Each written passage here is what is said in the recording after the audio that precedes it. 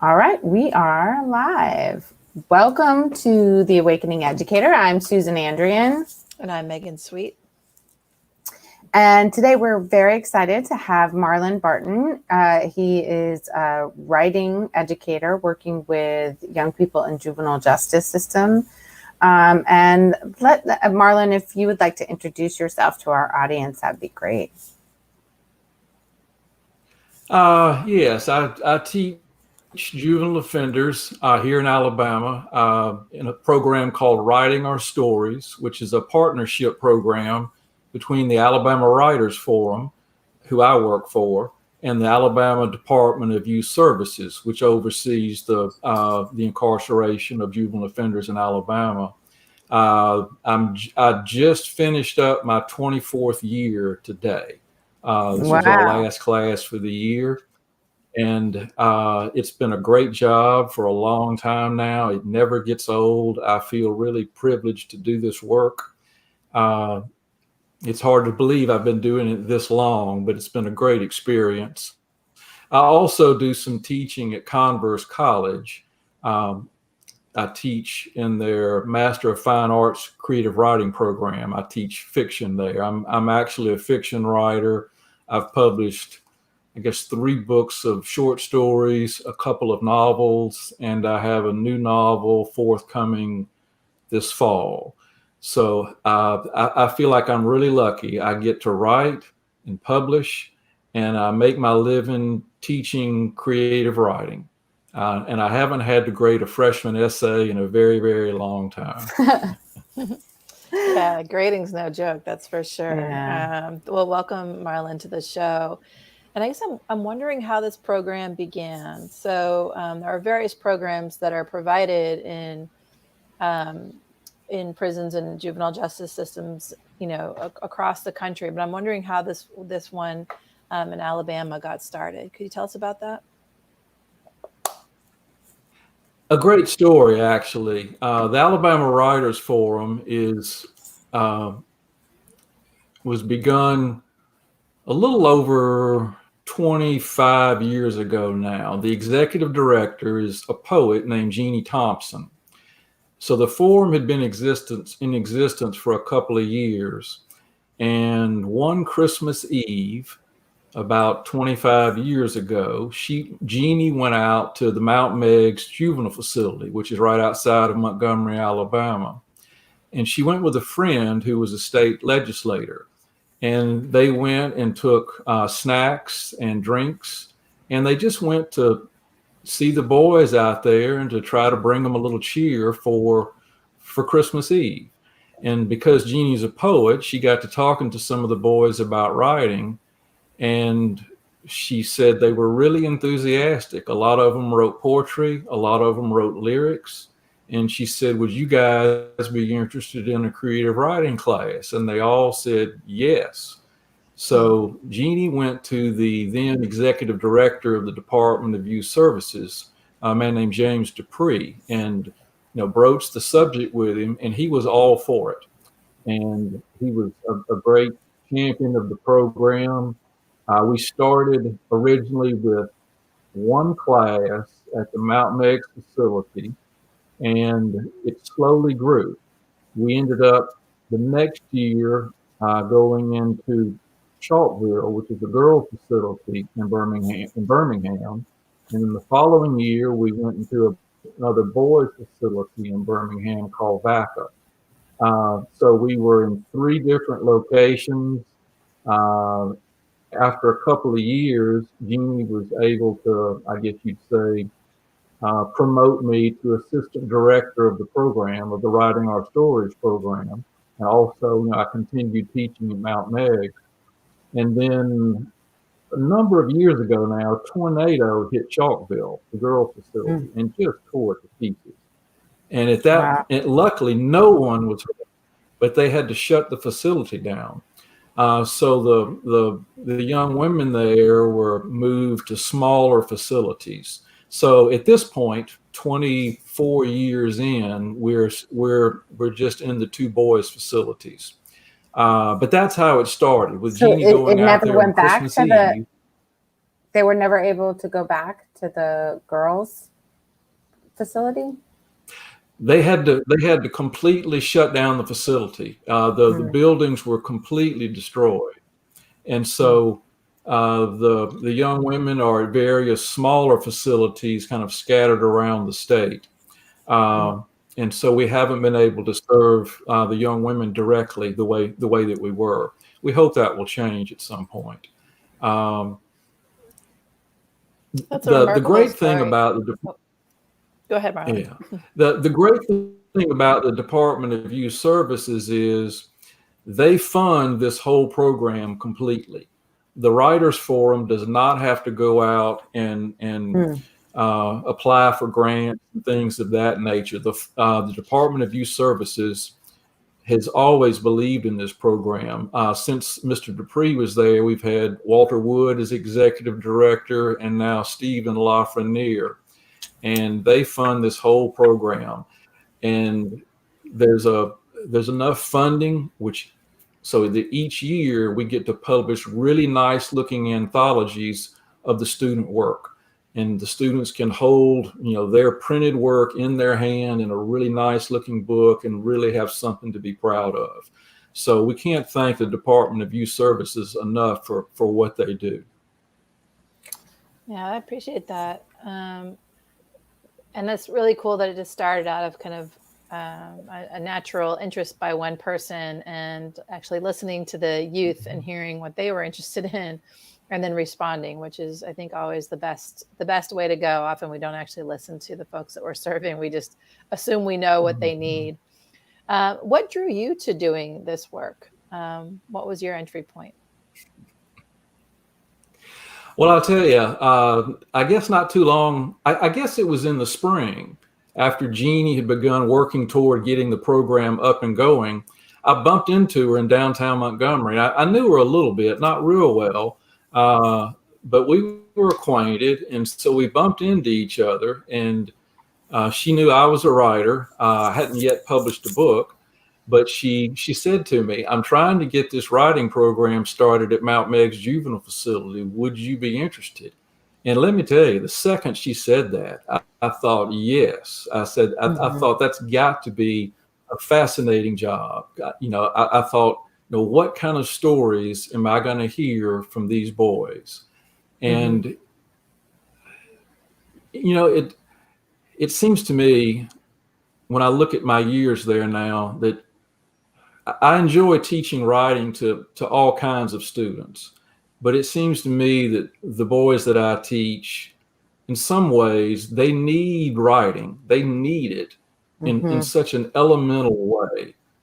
And I think when Jeannie first asked me if I would be interested, I think I kind of intuited that, and I wanted to do that work immediately.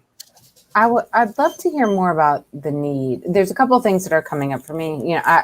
From our team, I'm the mental health side of the house. I'm a licensed marriage and family therapist, and I'm working with young people, many of which have interacted with the juvenile justice system here in California. And when you talk about the need to be able to write or to tell their story, what have been some of the ways that you've seen this experience of writing, seeing your written work in a beautifully published anthology? How has that transformed some of these young people, and maybe transformed how they see themselves and how they see their story? I think part of what this program does is to give the students something to be proud of.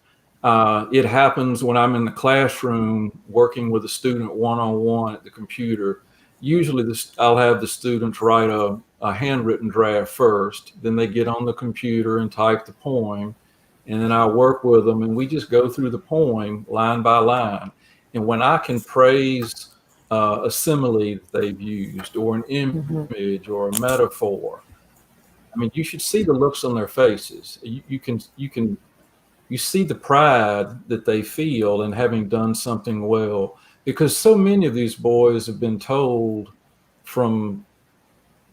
in so many ways from so many people that they're no good, that they've gotten into trouble, they're no good.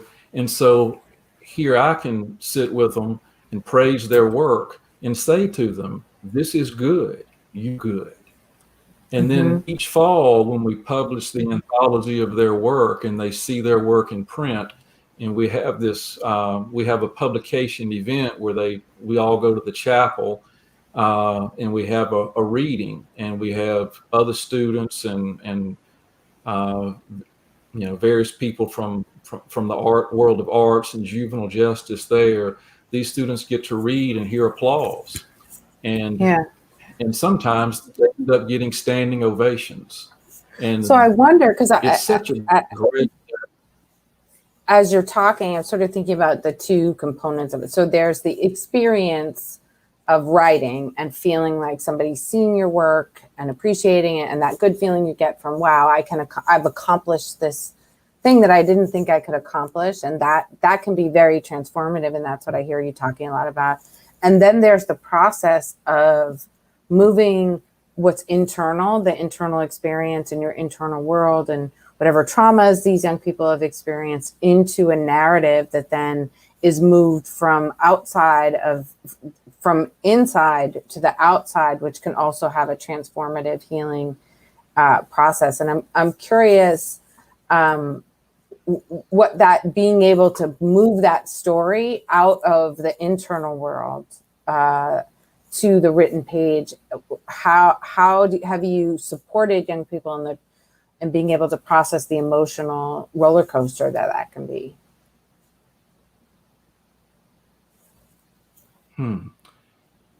I think it's just a matter of praising what they do, helping them to feel good about themselves. Sometimes I'll have a student might finish a poem that'll have a dark tone. I mean, these boys have been through some serious things, and their poetry reflects that. And sometimes I'll have students say, Mr. Barton, I keep writing all these really dark poems. And all I can do is tell the student, that's fine. You write what you need to write. You've been through a lot of difficulties in your life, so you're writing about what you need to write about. And I think being able to take all this internal angst, all these internal emotions they have, and to move them, kind of move them from the internal to the external I think it helps them. It helps them deal with their life. And sometimes I'll have a student, when we're looking at a poem together, student will say, well, this really happened. And sometimes it's some pretty dramatic stuff. They might write about the death of a friend. I've had students write about friends of theirs who've been shot and killed. And they'll tell me, this really happened. This was my friend. And what I learned to do early on was to never act shocked or surprised, but to take it in stride and to tell the student, I'm sorry you've been through such a terrible thing. I'm sorry about the loss you've been through. I said, but you've really written about it beautifully. I mean, you've really created something here that's affirmative. And they tend to just nod their head. I think they understand. Yeah, that's interesting to hear, Marlin. That I think what I heard from what you just reflected was you gave space without judgment for the kids to share what was true for them, and often that's not actually how folks do it. we have some level of judgment in there, and you're also giving them the space to get out some of those stories that are inside that might be difficult, and to make that okay and create that space, I think is really, really wonderful. We're already up to our first commercial break. So what I'd like to recommend is that we go on break, and then when we come back, maybe you can read one of the poems from one of the students. We also have a question from our Facebook audience. So maybe when we come back, we can hear the poem and then answer the question. Get the question. Sounds great. Yeah. Okay, we'll be back in a moment. Great.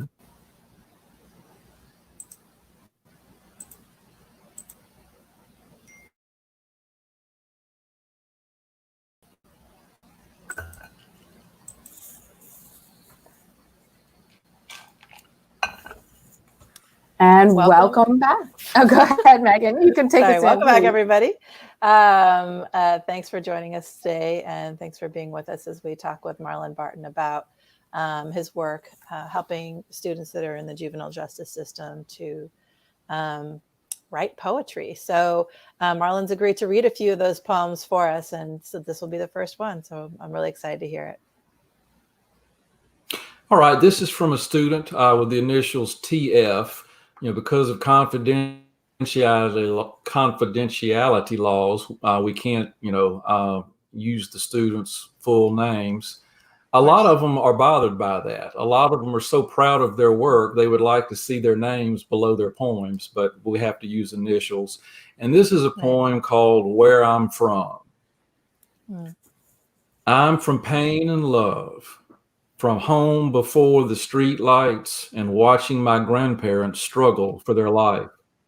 I'm from fistfights to gunshots all night. I'm from I love you to crying myself to sleep at night. I'm from apple cinnamon and bleach. I am from perseverance and heartbreak. I'm from a single parent home, but still knew my father was coming. I am from Birmingham, but inside I was a lonely soul crying for help. I'm from a dark place that lies deep within loss and confusion. I'm from a suicidal mind and a troubled child heart. I am from lockup, staring at a couple of months that changed to juvenile life. I am from football in the streets to basketball in the summer. I'm from spray-painted walls to blood puddles in the asphalt. I'm from pain that drives me insane, but no one understands. I'm from sugar cane and marijuana smoke. I'm from hugs and kisses to watching my back. I'm from pain and love. That's really, really beautiful and profound. There's so much about that poem that I really appreciated and actually needed to hear today. So thank you for reading that, Marlin. Yeah, thank you very much. Yeah. My favorite line. This poem, there were so many moments that were poignant for me in listening to the poem. Both my kids have done the I'm from poems during their elementary school, and to be able, I love this way of working with young people because it and grounding them in where they're from both the gifts, and you could really hear that the love in his family, that the line where he said, I'm from a broken home that knows my dad is coming. That line for me really resonated as a very descriptive who his family was, along with some of the other components, but to be able to weave through the joy and the pain of his life in this poem was really powerful. It was really powerful. Do you, some of the students, go ahead, Marlin. We're on a little bit of a delay. If you're wondering about our not syncing up, it's because we're on a little bit of a delay. So we're working with Marlin around the delay, but now we're going to give you the pause, Marlin. I'm going to pass it to you. There you go. The couple of lines that I really like in here, let's see. I'm from a suicidal mind and a troubled child heart. I just thought that was a great original line. I talk to the students a lot about using original language.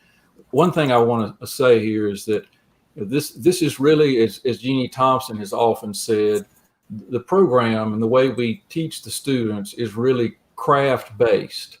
We don't just tell the students to write about their feelings. We give them certain exercises that focus on using simile or using metaphor or using personification. And I often tell the students, try to use original language. You want to say things in a way that no one's ever heard before. And I just thought that was a great line.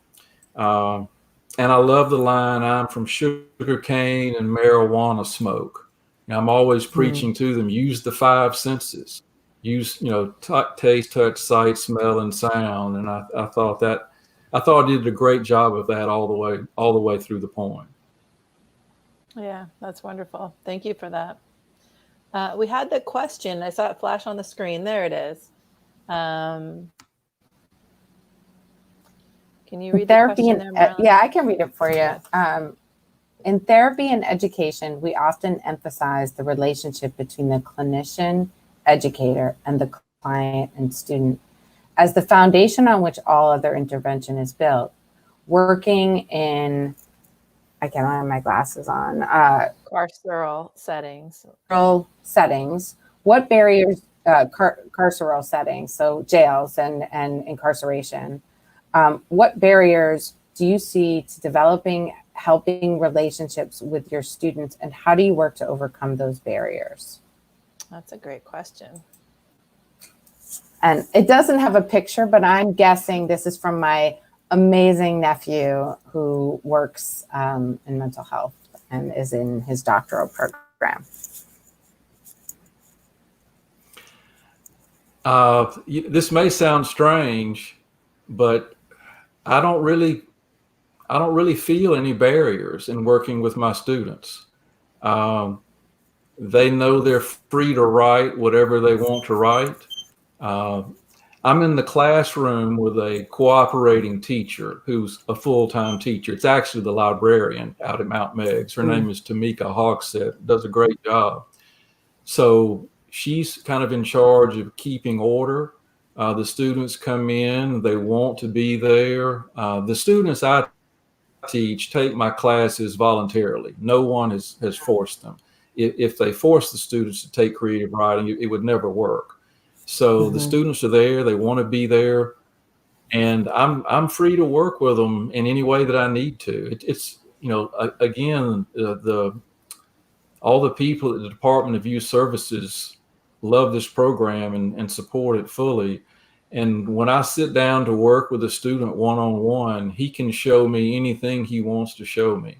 We also have the students write in journals, and I tell the students, no one's going to read your journal, including me. So you're free to write in your journal anything that you want to. So, the only barriers happen when students get pulled from class for counseling sessions and for one thing and another. But that's just part of teaching in a facility or like teaching that. Anywhere. That's I think really having been in the school that those kids getting pulled for that's not constant disruption. I would say is not unique to incarceral settings.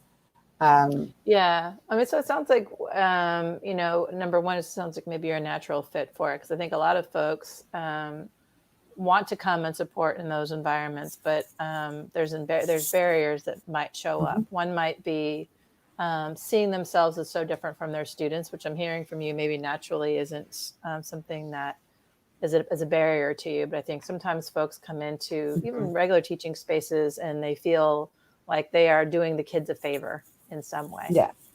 Or they are in some way better than, or are going to be imparting knowledge in a way that then actually takes away students' own gifts and contributions.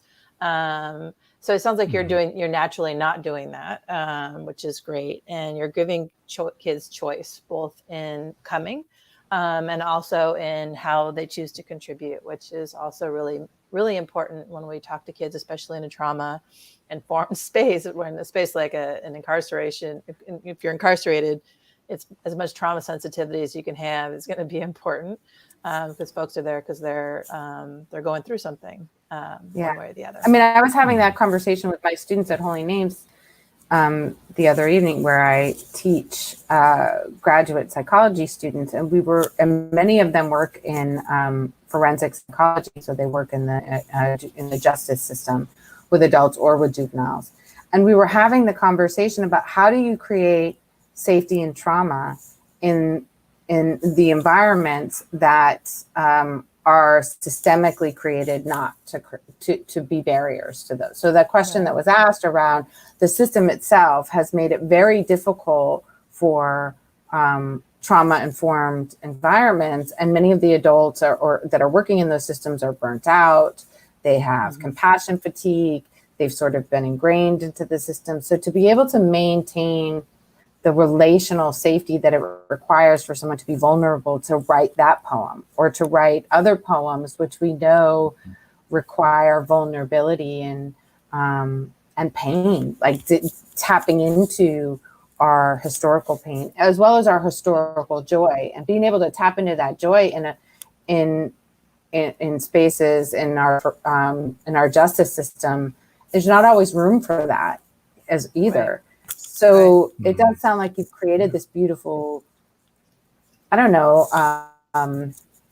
bubble within this really difficult situation that these young people are in, where they're able to have safety, have vulnerability, tap into those different parts of themselves. And that's what I love about narrative. And that's what I love about poetry and writing and creative writing, is we're able to celebrate all of the pieces of who we are and bring them together in kind of creative ways that then tell our story, but not always tell it in the same kind of narrative as this is my life, but I have this new way of talking about what's happening for me, where sometimes words have failed in the past.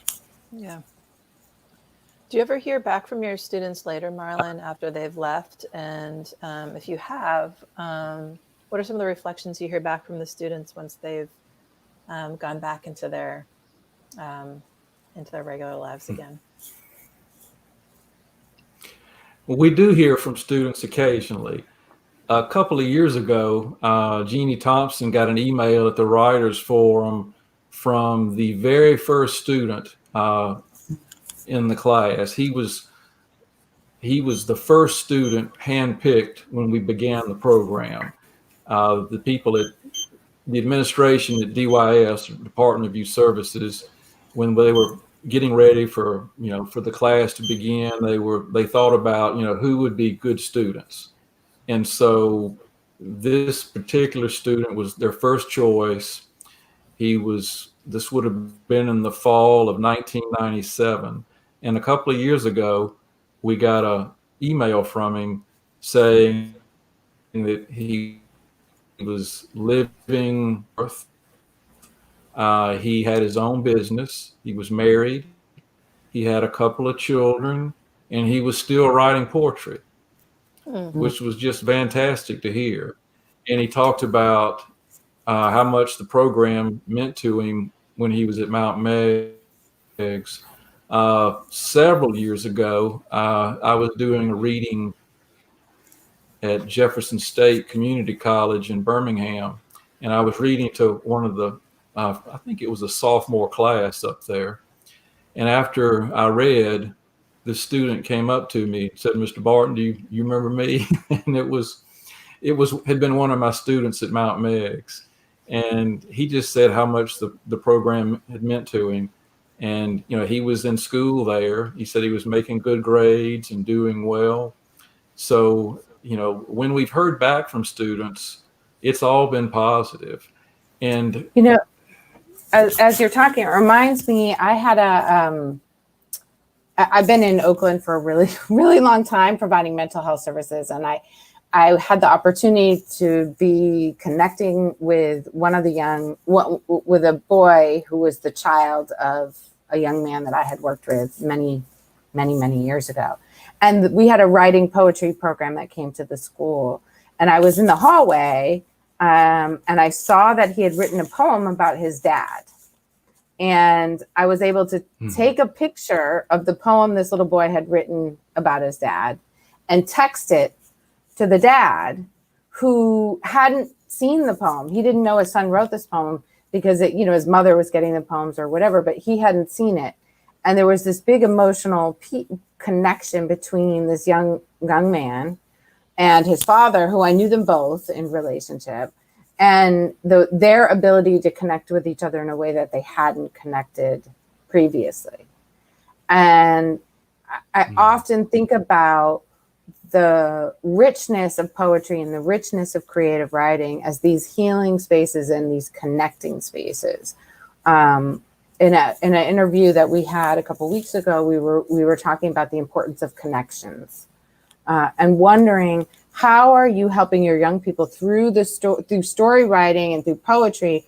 What is the process, and how do you help them make connections with their own past to the story they're trying to write?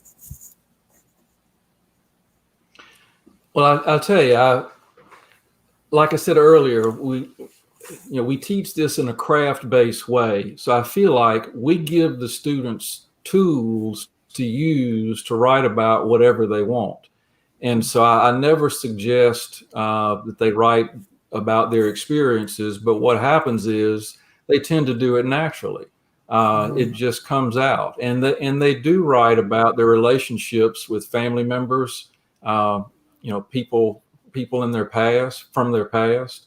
And occasionally, if a student, well, more than occasionally, it happens quite often actually, if a student writes a poem about his mother or father or a brother or sister, I'll ask the student, would you like to make an extra copy of this and mail it, to your mother or to your father?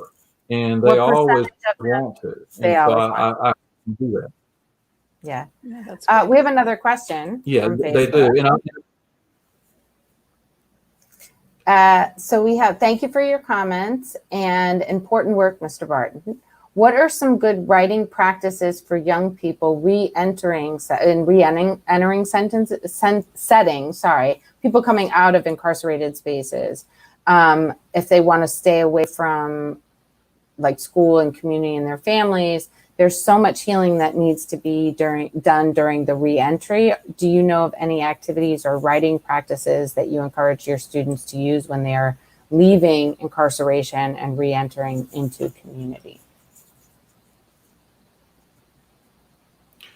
Nothing specific comes to mind, but our hope is that by the time the students leave Mount Meigs, leave my students leave the program, they've had enough experience and they've learned enough about the basics of writing poetry and fiction that they'll continue writing on their own. And one of the things that I do at Mount Meigs is, we do some very specific writing exercises that prompt them to write poems. But what begins to happen is the students will write extra poems completely on their own, and they'll use the skills that they've been learning in these extra poems. And so, I have some students who just write and write and write, and I get tons of poems from them. And I can't help but think, they're taking what they're learning, they're moving forward with it, and they'll continue doing it. Like I say, a lot of the students that we hear back from, years later, have told us they're still writing. And so, I think just the act of writing, once they're released, can do so much for them. We have them keep journals while they're there, and I think I hope that a lot of them will continue writing in journals, because that will help them deal with whatever they're going through. I wanted to tell one quick story talking about connections. A number of years ago, right after one of the readings we had in the fall, this mother came up to me, because we always invite the parents to come. I wish more came, but a lot of times they're working and they can't get away. But we always have some parents there. And this mother came up to me afterward, and she said, when I talk to my son on the phone, while he's there, I think maybe she could talk to him once a week. She said, when I talk to him on the phone, all he wants to talk about is the writing class and his writing. And she paused for a second, and she said, I feel like I almost have my son back. And, that was just a great thing to hear.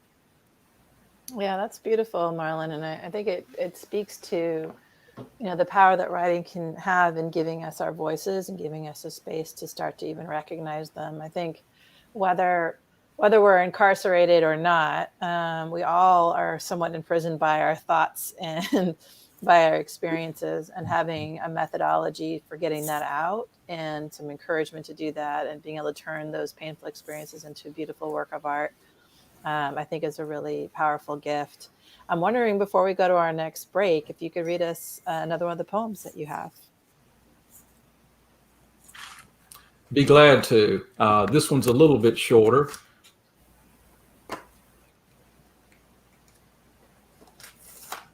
This is called Crescent Moon.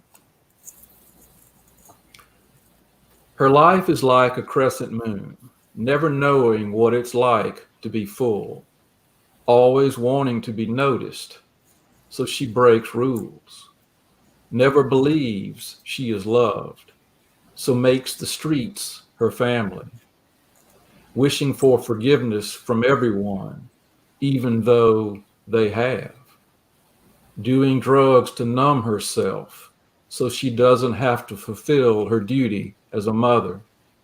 What she doesn't know is that when she is herself and with her family, she is a full moon. Wow, that's a really powerful poem. Really powerful. Thank you. Yeah, that's powerful.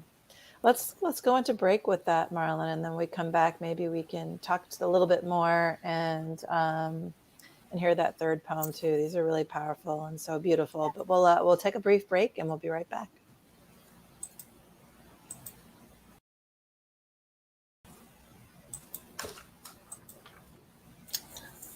And we're back.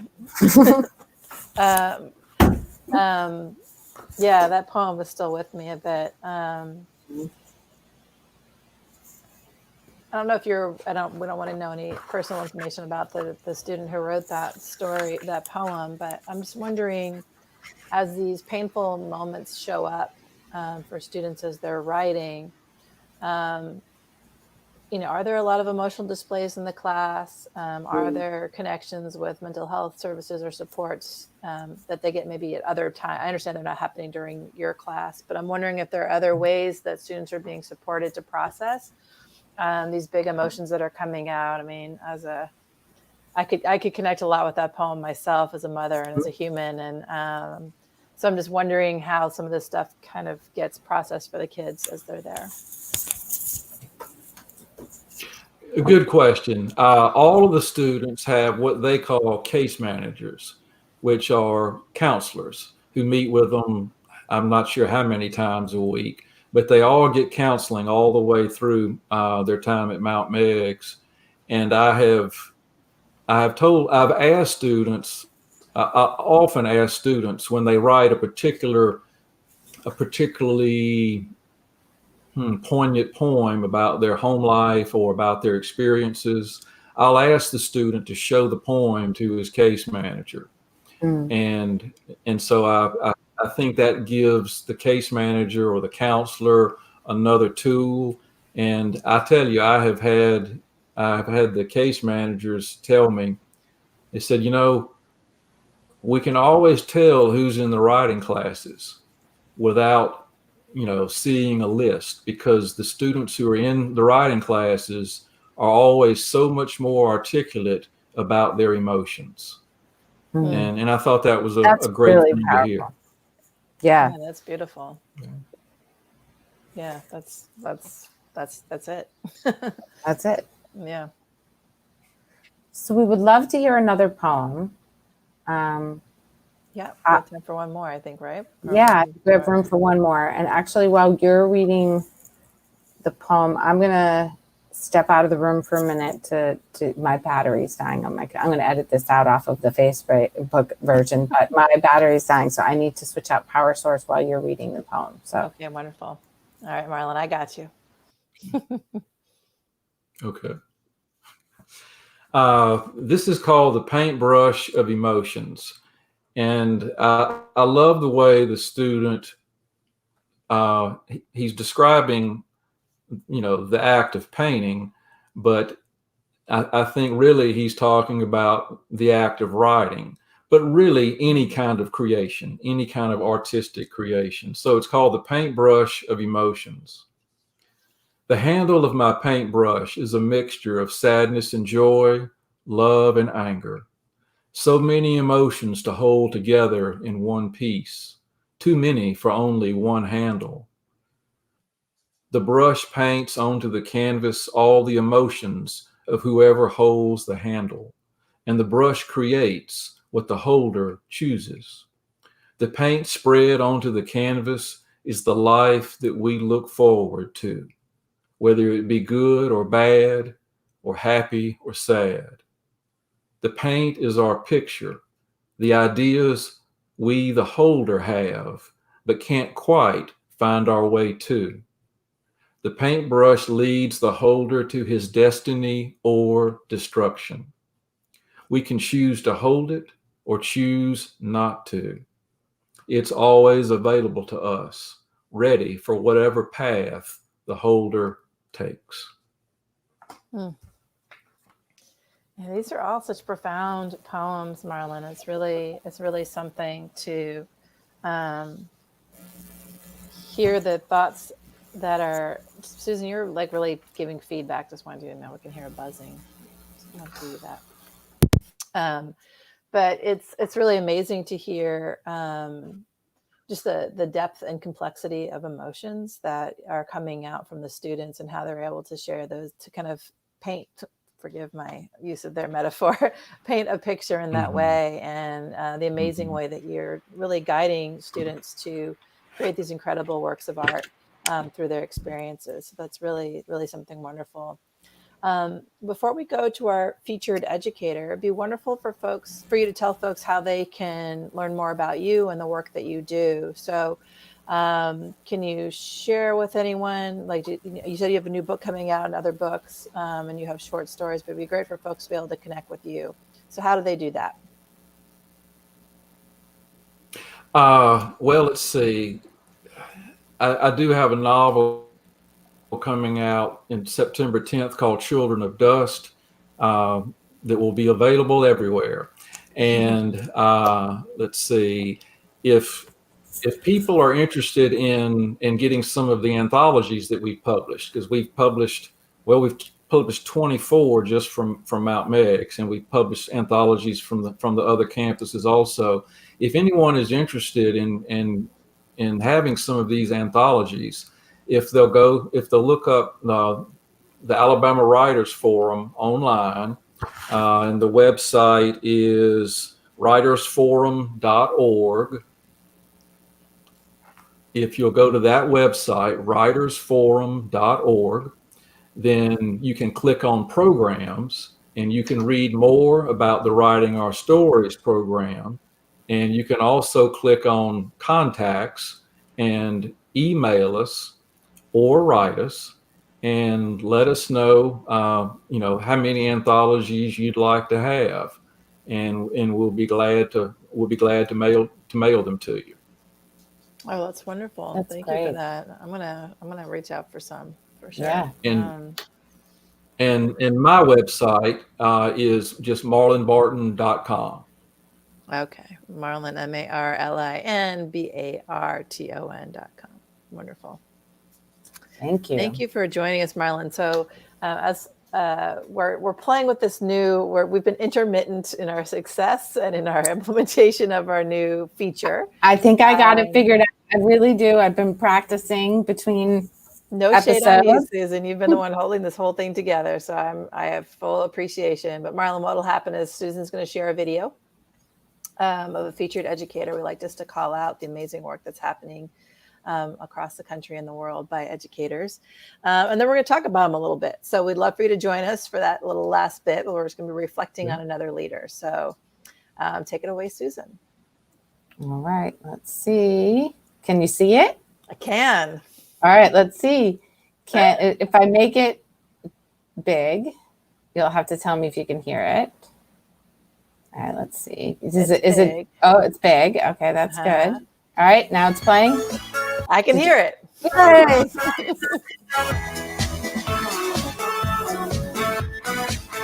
My name is Dr. Kimberly Parker. I am English faculty at the Cambridge Vernon Latin School, where I teach 10th and 12th grade English. It's important for students to know about Black literary traditions, particularly at Renge, because we have so many students of African descent, but they don't know anything about the literature. So it's important that they connect to that literature, and my goal is to make them literary citizens of the world. In my school last year, I piloted a program intended to increase the number of students of color in honors English classes. In my doctoral research studies, I studied young Black men in book clubs.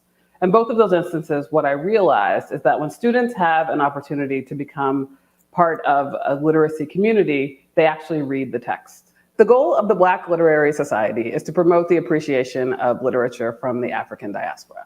So membership is open to everyone, as long as they're supportive of the mission. We plan on meeting twice a month, and then we will have visits, hopefully, from local authors. We will go to readings around the community, and we will talk about literature from the African diaspora. When students read literature written by authors of African descent, it allows them to see themselves within the text and to imagine all kinds of possibilities. What it's really about for Kim is making sure that every single student is able to advance as high as possible during the course of her time with them. And so what they come out with is an incredible gift, and that is the gift of access to their own minds, to their own hearts. Educators can replicate a literary society in their own classrooms by simply reaching out to the local community. There are so many artists who are in New England who are willing to come in and talk to adolescents. And it matters because students want to connect to the real world. When writers come in and talk about their difficulties writing, their successes, it makes it real for students, and it makes what we are doing in the classroom matter even more. Being selected as a math literacy champion has allowed me to connect students to text in ways that I couldn't otherwise. It allows them to understand what it means to be humanized by literature, to meet authors reading their works, and to understand that real people write text. You know, I'm really passionate about when kids read a text and it matters to them. So they see themselves in the text, or they make some connection that makes them realize that the books exist more than just on the page. And so when those sparks happen, it's magic. But not every student has that. So if we can just have 1 or 2 moments in class for every kid, then that's what matters.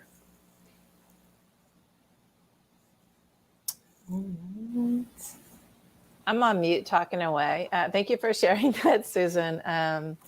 You know, that actually I think there's a lot of really wonderful connections to what we've been talking about today, which is giving students access to their voice and helping them understand the writing process and what it is to be a writer, and how important is it to provide students with examples of people that look like them, that share their background and experiences, and are giving a window into what their world looks like and is, so that kids can imagine into what their future could be as well. So that's a really wonderful example. So thank you for sharing that. Yeah, I love this for the same reason. It did really, for me, connect with what we've been talking about today. And also this idea of being able to see yourself in the narrative, being able to see your story told and connect to it. And so it's both as a reader and as a writer. I think if we can spark the joy of both reading and writing, I think we can help our young people really be able to heal from whatever they're holding, or to weather, this idea of weathering. And I think and Oprah talks about this in the book with Bruce Perry, that folks, they would weather the trauma. But if we can help folks learn how to tell their narrative and to be able to see themselves in text, that it's more than just weathering, but it's actually transformative and healing. Yeah, that's great. Marlon, do you have any reflections from that clip? Not to put you on the spot, but to put you on the spot. I do. One of the things, it reminded me of one of the things that we try to do at Mount Meigs is bring in visiting writers, a wide spectrum of visiting writers. And so when we're able to do this, believe me, my students love it, and they're really able to connect with the people that we bring in, and they get to listen to someone other than me. Sometimes the visiting writers will say things that I've tried to get across, and they listen to me. I think, they respond to the things that I teach them. But when they hear it from somebody else, somebody who looks more like them, it really has an impact. And so that some of the things that she said there really, really rang true. That's wonderful. I've added the link to this video, this YouTube video. I've added the link to both the Facebook and the YouTube live. And if you're interested in getting a copy of the link, let us know and we'll send it to you. Just send us a message. Thanks, Susan. Marlin, it was so wonderful to have you on the show today. I'm incredibly grateful for the work that you're doing with the youth out in Alabama, giving folks their voice and helping people to find their voice, I think is one of the greatest gifts we can give anyone. And for youth that are struggling or they're in a situation where they're trying to do some reflection, I can't imagine a more powerful gift. So I'm really grateful for your work and for your time. Yes, thank you so much, Marlon. It was a great conversation. And if you like what you heard on today's show, please like and rate us, subscribe to The Awakening Educator. It really helps us keep going and keep bringing great guests like Marlon on to have important conversations. Thank y'all. Thank you. All right, that wraps us up for today.